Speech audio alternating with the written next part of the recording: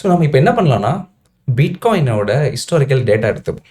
So எனக்கு பிட்காயினோட historical டேட்டாவை எடுத்து, அதை ஏஐ கிட்ட குடுத்து, எனக்கு டே டு டே பேசிஸ்ல அனலைஸ் பண்ணி குடு. எனக்கு மண்டே டூ சண்டே அத அனலைஸ் பண்ணு.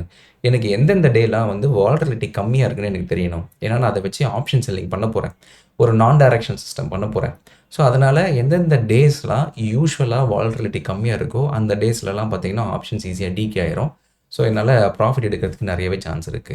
ஸோ, நான் டைரக்ட்டா ஆல்கோ டெஸ்ட் பிளாட்ஃபார்ம் மாரி ஒரு இடத்துல போயிட்டு, ஸ்ட்ராடல், ஸ்ட்ராங்கிள்னு ரேண்டமா ஒரு ஸ்டாப் லாஸ் போடுறதுக்கு பதிலா, ஃபர்ஸ்ட்டு இந்த ஹிஸ்டாரிக்கல் டேட்டாவ வச்சு நம்ம அனலைஸ் பண்ணுவோம். மண்டே டூ சண்டேல எந்தெந்த டேஸ் யூசுவலா வாலட்டிலிட்டி கம்மியா இருக்குன்ட்டு.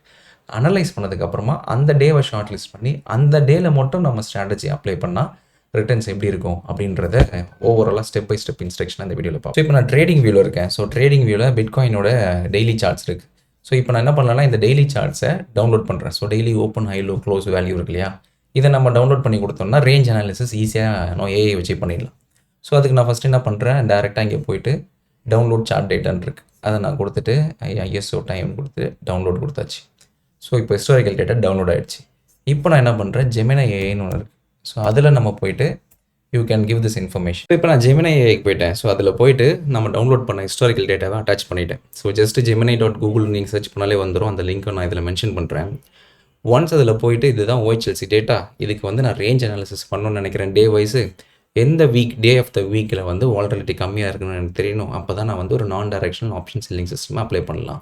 நான் டைரக்ஷனல் நத்திங் பட் நான் ஒரு ஷார்ட் ஸ்ட்ராங்கிள் மாதிரி போட்டுருவேன். போட்டுட்டு கொஞ்சம் ஹையர் வைடர் ஸ்டாப் லாஸ் வைக்கும் போது அவ்வளோ சீக்கிரத்தில் அந்த ஸ்டாப் லாஸ் ஹிட் ஆகாது. ஸோ, நீங்கள் வந்து ஒரு 2 ஓடிஎம் 3 ஓடிஎம்ஸ் ஷார்ட் ஸ்ட்ராங்கிள் பண்ணலாம். இல்லைனா ஷார்ட் ஸ்ட்ராடர்லே பண்ணி வைடர் ஸ்டாப் லாஸ் வைக்கலாம். ஸோ, ஒரு டைரக்ஷனலாக வைக்கிறீங்களா இருந்தால் ஒரு சின்ன ஸ்டாப் லாஸ் வைப்பீங்க. நான் டைரக்ஷனலாக இருந்தால் either underlying base stop loss வைக்கணும், இல்லைனா ஒரு வைடர் ஸ்டாப் லாஸ் வைக்கணும். So that you give enough room for the markets to move up and down. ஆனால் ஸ்டாப் லாஸ் அவ்வளோ சீக்கிரத்தில் ஹிட் ஆகாது. பட் மார்க்கெட் வயலண்ட்டாக இல்லாமல் இருந்தால் தான் அந்த ஸ்ட்ராட்டஜி ஒர்க் ஆகும். ஸோ, வயலண்ட்டாக இல்லாத டேஸ், எந்தெந்த டேஸ்லாம் அது சைலண்ட்டாக இருக்குது அப்படின்னு கண்டுபிடிக்கிறதுக்கு நம்ம கோடிங்லாம் வச்சு எதுவுமே பண்ண தேவையில்லை. அந்த டேட்டாவை அப்படியே டவுன்லோட் பண்ணதை எப்படியே கொடுத்து நான் ஜெமினையில் அதை அனலைஸ் பண்ண சொல்கிறேன். ஸோ, இப்போ இது என்ன பண்ணணும்னா, நம்ம அப்லோட் பண்ண அந்த ஓஹெச்எல்சி டேட்டா வச்சுட்டு ஓகே ஃபஸ்ட்டு எந்தெந்த டேஸ் இருக்குது, இதில் எந்தெந்த டேஸ் மண்டே டு சண்டேன்றது அது டே வைஸாக பிரிச்சிடும். பிரிச்சுட்டு ஓப்பன், ஹை, லோ, க்ளோஸ்ன்னு இருக்கும் போது அதுவே ரேஞ்ச் அனாலிசிஸ் பண்ண ஆரம்பிச்சிடும். ஸோ, ஓகே மண்டேனா ஃப்ரம் ஓப்பன் டு ஹை இவ்வளோ போயிருக்கு, ஓப்பன் டு லோ இவ்வளோ போயிருக்கு, ஓவராலாக ஹை டு லோ இதான் ரேஞ்ச் அப்படின்றத ஒவ்வொன்றா கொடுத்து நமக்கு ஐடியலாக இன்ஸ்டண்ட்டாக கொடுக்க ஆரம்பிச்சிடும். ஸோ, இப்போ பார்த்தீங்கன்னா இன்ஃபர்மேஷனே வந்துருச்சு. ரேங்க் படியே பண்ணிருச்சு. எதெல்லாம் ஹையஸ்ட் வாலட்டிலிட்டி, எதெல்லாம் லோவஸ்ட் வாலட்டிலிட்டின்ட்டு. ஸோ, அஸ் பர் அதோட ரேங்க் படி பார்த்தீங்கன்னா சாட்டர்டே அண்ட் சண்டே தான் இருக்கிறதுலே லோவஸ்ட் வாலட்டிலிட்டி. பெருசாக ரேஞ்சே இல்லை. ஸோ, சாட்டர்டே ரொம்ப லீஸ்ட்டு அண்ட் தென் சண்டேவும் லீஸ்ட்டு. அதுக்கப்புறம் ஹையஸ்ட்டுன்னு பார்த்தீங்கன்னா வெனஸ்டே தான் மேக்ஸிமம் நோ ரிஸ்க் இருக்குது. மேக்ஸிமம் ரேஞ்ச் அதிகமாக இருக்குது. And other then that no 1 2 3 4 லைனாக இருக்குது. ஸோ, அஸ் பர் அதோட அனாலிசிஸ் படி என்னென்னா, நீ எப்போவுமே there is a massive drop in volatility starting from late Friday night. So, அப்போ சாட்டர்டே நம்மளோட சாட்டர்டே ஏர்லி மார்னிங்லேருந்து பார்த்தோம்னா பெருசாக வாலட்டிலிட்டி இருக்காதுன்னு அர்த்தம். ஸோ, வெட்னஸ்டேஸில் பீக் வாலட்டிலிட்டி இருக்குன்னு அர்த்தம். பிகாஸ் நிறைய இன்ஃபர்மேஷன்ஸ் வரும், சிபிஐ இன்ஃபர்மேஷன்ஸு இல்லை இன்டர்நேஷ்னல் இன்ஃபர்மேஷன்ஸ், டேட்டா இன்ஃபர்மேஷன்ஸ் வரதுனால அது அஃபெக்ட் ஆகுதுன்னு போட்டிருக்கு.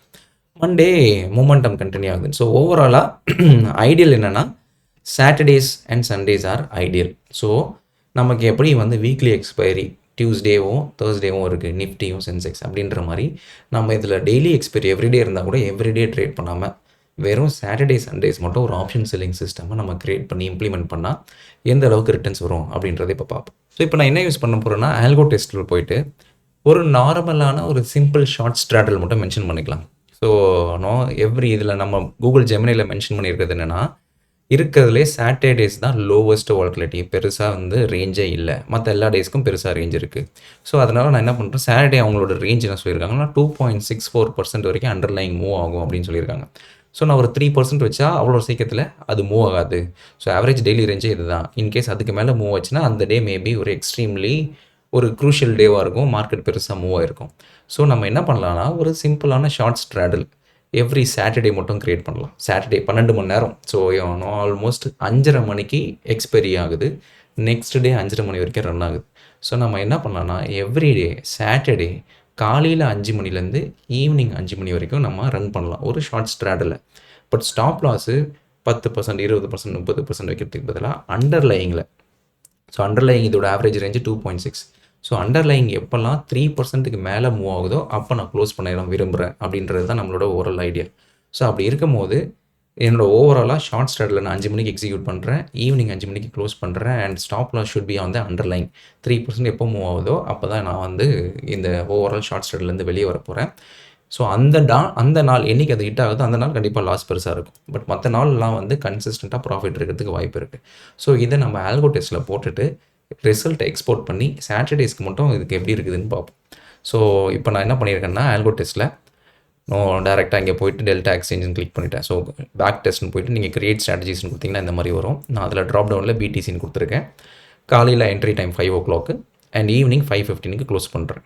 அவ்வளோதான். And then call option short பண்ணுறேன் அண்ட் புட் ஆப்ஷனையும் ஷார்ட் பண்ணுறேன். அட் த மணி 100 லாட்டுன்னு மென்ஷன் பண்ணுறேன். ஸோ $100 இருந்தால் 100 லாட் பண்ணலாம். நீங்கள் 100 லாட்னா 8,500 ஸோ 8,500 இன்ட்டு 2 டைம்ஸ் கூட வச்சுப்போமே, 16,000 இல்லை 20,000 கூட வச்சுப்போம். 100 லாட் பண்ணுறதுக்கு 20,000 இருந்தால் போதும். ஸோ ஓவரால் ஸ்டாப் லாஸ் பார்த்திங்கன்னா நான் அண்டர்லைங் வச்சுருக்கேன். ஸோ ஸ்டாப் லாஸில் பர்சன்டேஜ் அண்டர்லைங் பாயிண்ட்ஸ் அந்த மாதிரி இருக்கும். அதில் நான் underlying 3% both for call and put. In case hit ஆச்சுன்னா அதை க்ளோஸ் பண்ணிவிடு அப்படின்னு வச்சுட்டு இப்போ நான் எக்ஸிக்யூட் பண்ணேன்னா this is the result you will see. Totally it is in loss. ஏன்னா it is considering for all days. எல்லா நாளும் வச்சு நம்ம கன்சிடர் பண்ணும்போது ஆப்வியஸ்லி ரிசல்ட்ஸ் இப்படி டவுனில் தான் இருக்கும். பட் இதில் என்ன பிரச்சனைனா நீங்கள் இதை ஃபில்டர் பண்ணோன்னா வீக் டேஸ் ஃபில்டர் தான் இருக்குது, வீக்கெண்ட் ஃபில்டரே இல்லை. ஸோ இந்த டேட்டாவை நான் டவுன்லோட் பண்ணணும். ஸோ டவுன்லோட் பண்ணிவிட்டு டவுன்லோட் ரிப்போர்ட்னு இருக்கு இல்லையா, நீங்கள் இதை கொடுத்துட்டிங்கன்னா இந்த ட்ரேட் ரிப்போர்ட் வந்துடும். ட்ரேட் ரிப்போர்ட் வந்ததுக்கப்புறமா எக்ஸலில் வெறும் சாட்டர்டேஸ்க்கு மட்டும் இதோட ஓவரால் ரிட்டர்ன்ஸ் எப்படி இருக்குதுன்னு நம்ம பார்க்கணும். ஸோ இப்போ நான் என்ன பண்ணுறேன்னா டேரெக்டாக அந்த எக்ஸல் ஷீட் ஓப்பன் பண்ணுறேன். ஸோ அதில் இந்த மாதிரி ட்ரேட் ரிப்போர்ட் இருக்கும். ஸோ அந்த ட்ரேட் ரிப்போர்ட்டில் வெறும் அந்த பிளாங்க்ஸ்லாம் ஸோ யூஸ்வலாக இப்படி இருக்கும். ஸோ இப்படி இருக்கும் போது ஆக்சுவலி டே என்ன, அதில் அந்த டேக்கு என்ன சிஇஓ என்ன எடுத்திருக்கு, பிஇ என்ன எடுத்திருக்கு, ஓவரால் ரிட்டர்ன்ஸ் என்ன அப்படின்றது இருக்கும்.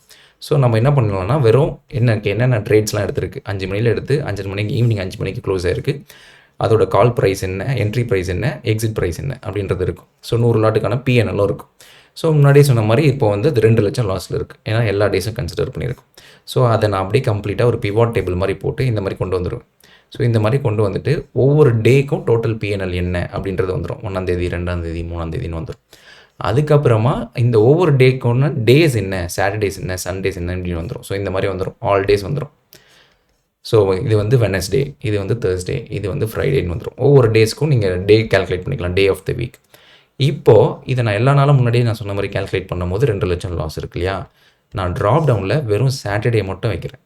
இப்போ வெறும் சாட்டர்டே மட்டும் வச்சேன்னா என்னோடய ஓவரால் பிஎன்எல் பாசிட்டிவாக இருக்கும், விச் இஸ் அப்ராக்சிமேட்லி 29,500 வெறும் சாட்டர்டேஸ். ஸோ மொத்தமாக ஒரு மாதத்தில் நம்ம 4 நாள் இல்லை 5 நாள் தான் ட்ரேட் பண்ணுவோம், விச் இஸ் வெறும் சாட்டர்டே. எப்படி நீங்கள் வந்து நிஃப்டி எக்ஸ்பைரி வெறும் டியூஸ்டே மட்டும் ஒரு மாதம் ஃபுல்லாக ட்ரேட் பண்ணுறீங்களோ அதே மாதிரி இது வெறும் சாட்டர்டே மட்டும் ட்ரேட் பண்ண போகிறோம் இந்த பிட்காயினுக்கு.